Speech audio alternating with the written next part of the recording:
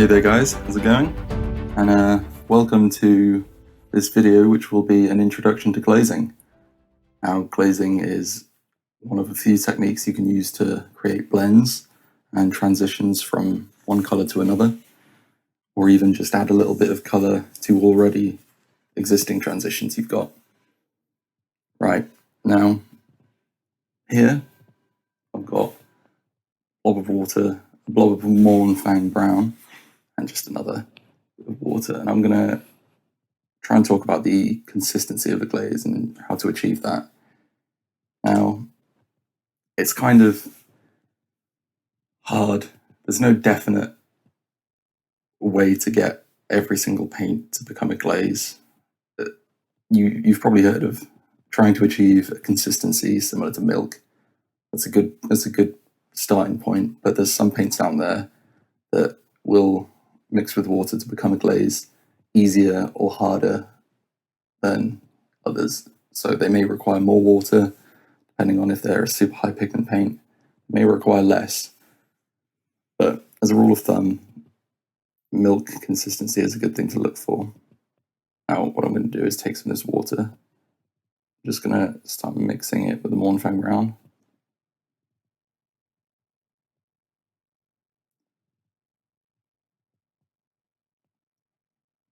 It's starting to thin out. Still not quite glaze consistency. Still pretty thick.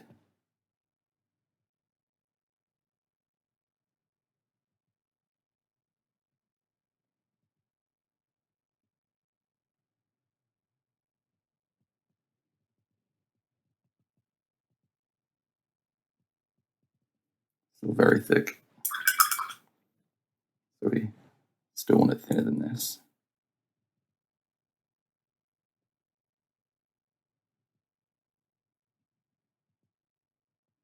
Now, you may want thicker glaze. Glazes don't have to be one consistency. You can have thin ones, you can have thick ones. It just depends how much work you want to put into your blends. For example, thinner consistency will require more layers, whereas a thicker consistency will be less layers, but it might be harder to get a smooth transition. You can see it's really starting to thin out here. This is roughly what I consider to be the point in which I'd start glazing. You can see there on the palette, it's nice and thin.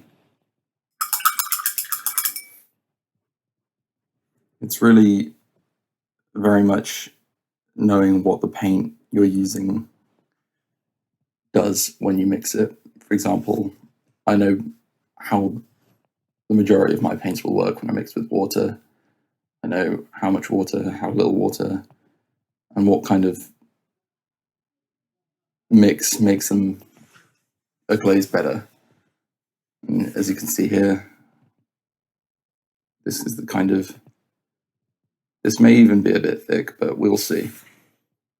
This is what you're looking for. And you can always, if you go too thin, you can always add a bit more paint. Now, let's get to using this as a glaze. So here I have prepared 4 little exercises, methods that we can apply glazing, ranging from basic to a couple of different interesting ways you can use it. And now that we've figured out basically how to achieve a good consistency, what we are looking for in a consistency, I'm going to move on to starting to show you applying a glaze. Now, here on my palette, I've got a 50-50 mix of Uriel yellow, which is the yellow here, and Mornfang brown, because going straight to Mornfang brown would ultimately be too dark and the transition might be a bit rough, a bit obvious. So what I've done is opt for a 50-50 mix. We can see how that progresses. Now, what I'm going to do is I'm going to drag towards the darker end. I'm going to try and create a nice line.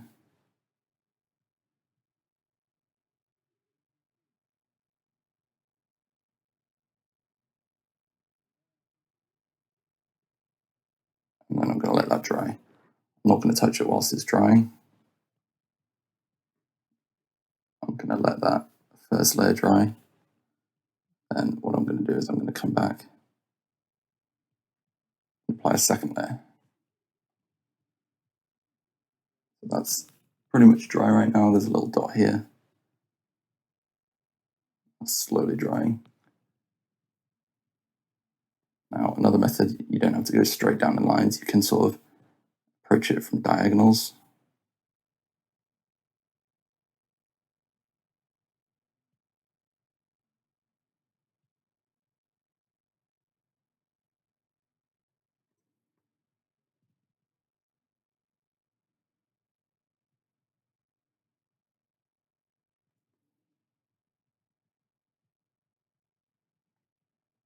And you can already see the glaze I've gone for is it's glaze consistency, but because of the nature of the colors, it needs to be a bit thinner. So what I'm going to do is I've thinned it down. And I'm just going to go over it. Now you can see this is a lot thinner, a lot more subtle. And basically what you do is just build up layers over the top, let them dry, build up more, let them dry. And then you can start to create a smooth transition. So that's basically dry.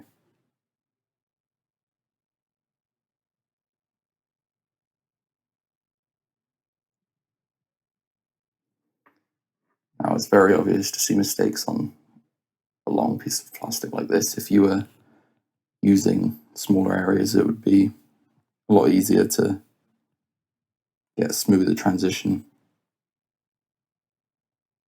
But this is just the introduction. There's a lot more different ways to apply this technique to get a smooth finish. So I'm just slowly working my way down with a much thinner one, thinner glaze, to build up and smooth out the transitions that we've got here, whilst making this turn darker. It's very basic.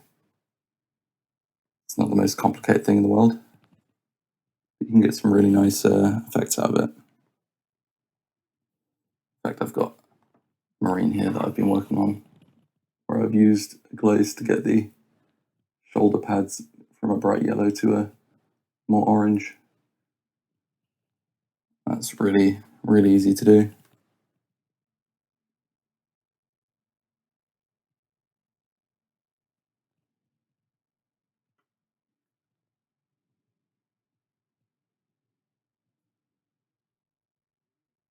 So I'm going to continue to apply glazes.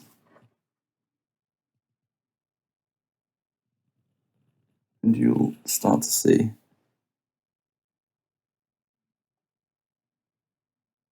smooth out. Now the benefit of doing a 50-50 is, of course, you're able to get a smoother blend, but it means that you can then go back to the original. So I've got the original Mornfang brown here, and you can glaze that in further back down this end. You can start to build up an even darker transition.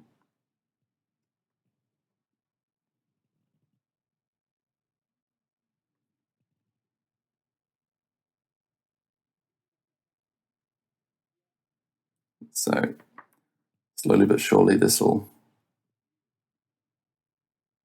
build up and we'll start seeing it get darker and darker. The lighter the color, the more difficult it is to glaze down from, because transitions and whatnot are a lot more obvious.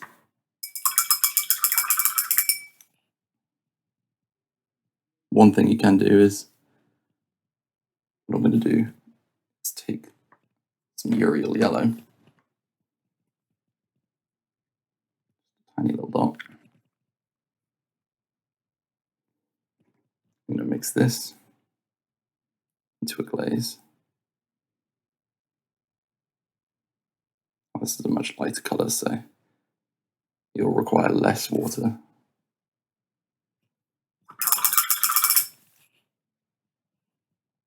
You can always bring it back up from the highlight to the highlight even.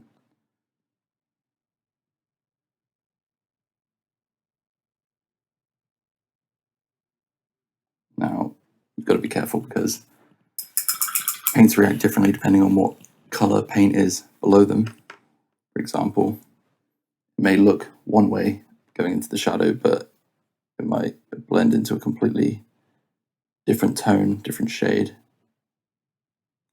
if you blend up to a highlight.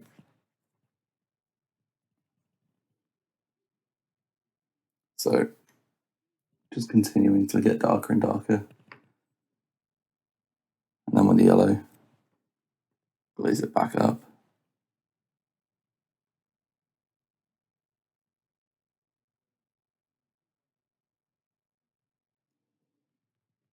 You'll start seeing it from a smoother transition. Of course, things look different when the paint's still wet.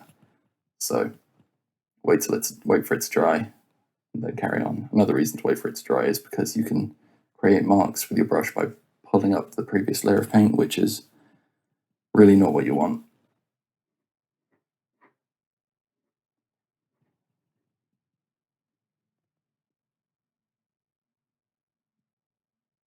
So it's all a game of patience, just slowly but surely building up the transitions. So next up, we've done the glaze from one flat color to another. And this time I'm going to show you can do the same with blocking in a color. Now I've got Xerius purple here. I've got the Mephiston red and 50-50 mix. This is Mephiston red. This is Xerius purple. And I'm going to start off using just the Xerius. And as you can see, I've painted this about a third in. And then I'm going to start the transition on the second third. So it goes from red to purple, and then the transition starts at the 2/3. So I'm just going to, as we've seen before, bring that in. Very simple.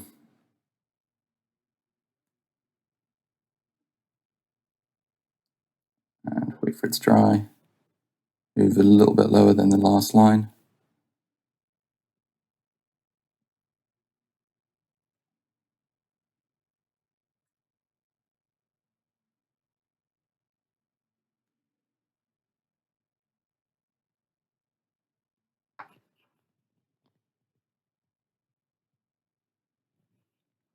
You can speed up the process with some short bursts from a hairdryer.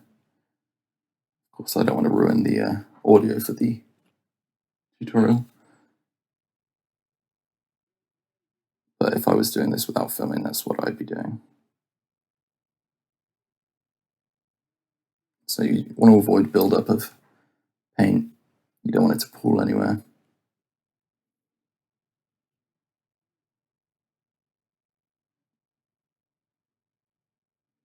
You'll start to see the transition get stronger and stronger.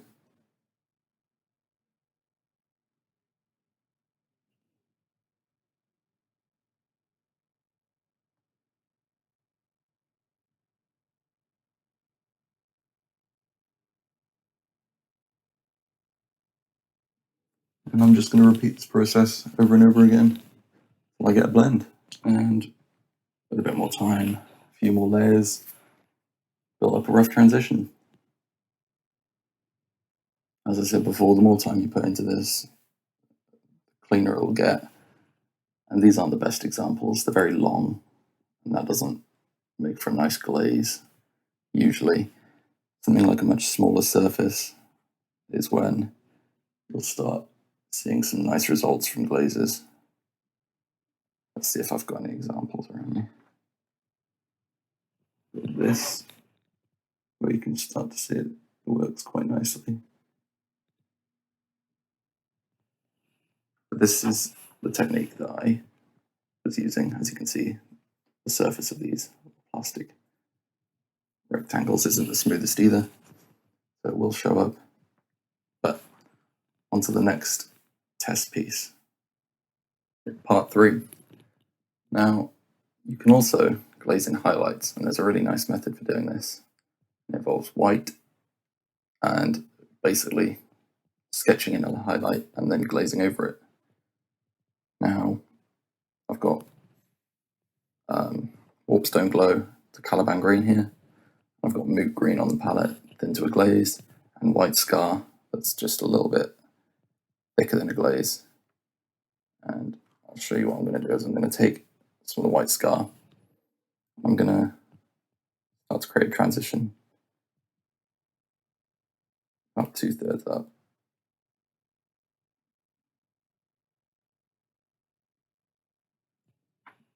Doesn't need to be neat. What we're aiming for is just a sketched in highlight. So I'm going to leave this to dry. Shouldn't take long.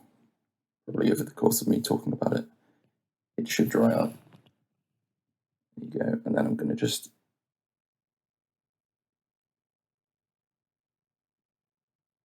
come in with another one, build it up just a little bit.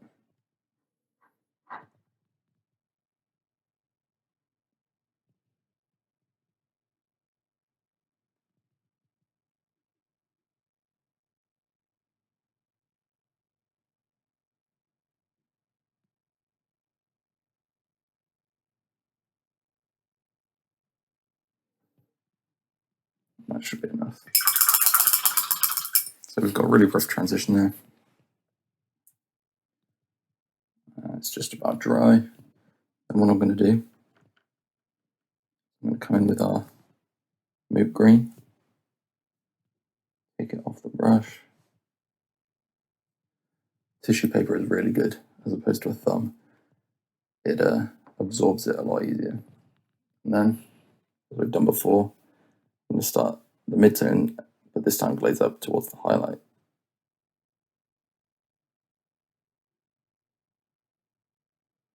As you can see, that Moot Green immediately comes into effect, creating a really nice lime green. Now, usually you want a bit smoother of a sketch, maybe, but it's quite rough here, but I will be blending that in. I'll show you the process for that as well. So I'm going to wait till it completely dries.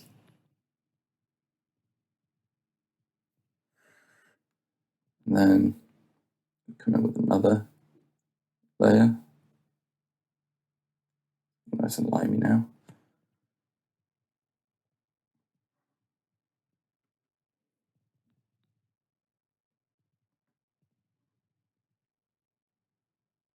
As I said before, hairdryer and a quick half-a-second blast will dry that out completely and speed up the process, so you're not waiting around forever.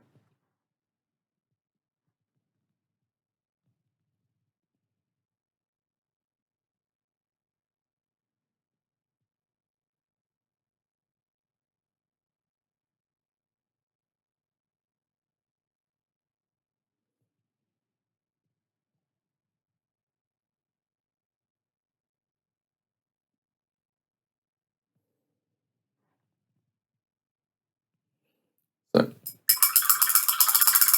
that's green enough. Now what I'm going to do is grab some of the mid-tone, which is Warpstone Glow. A little bit of that on my palette.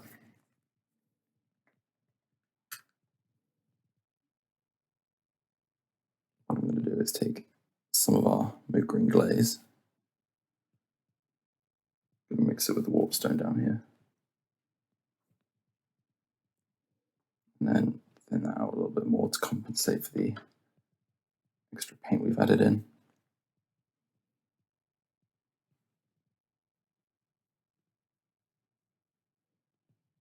And then start glazing back over the transition of white we made.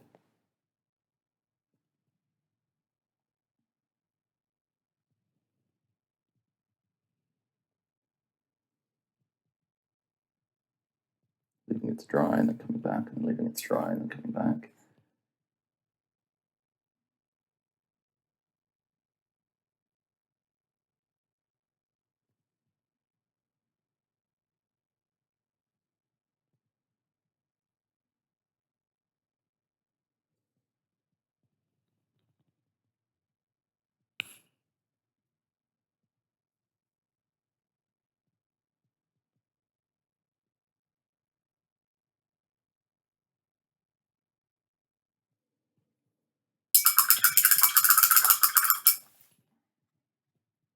And then I'm going to get some color by green.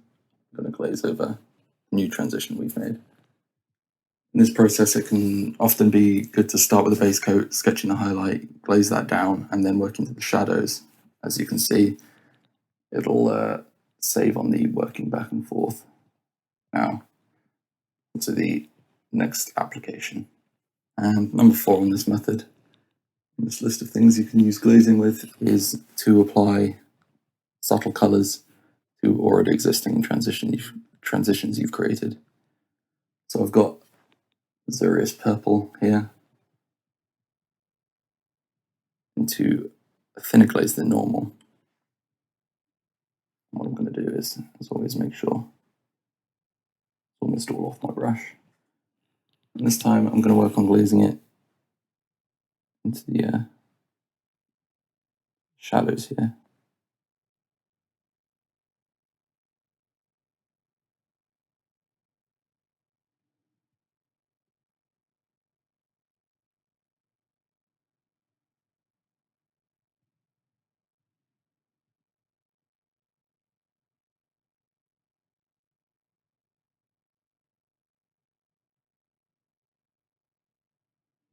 As you can see, I'm trying to create nice thin lines.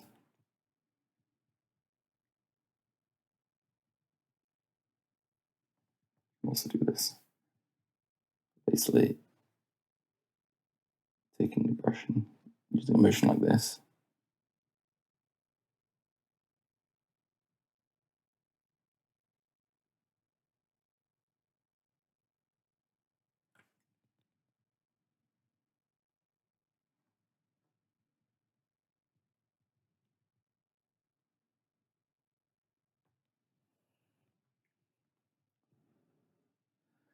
As always, waiting for it to dry, coming back, doing another application.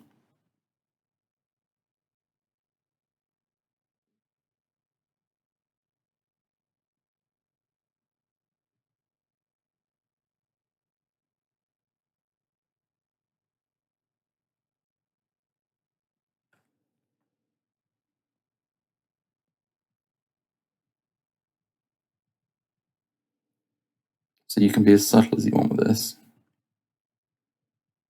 And often being subtle does really pay off. You get quite a nice finished product out of it.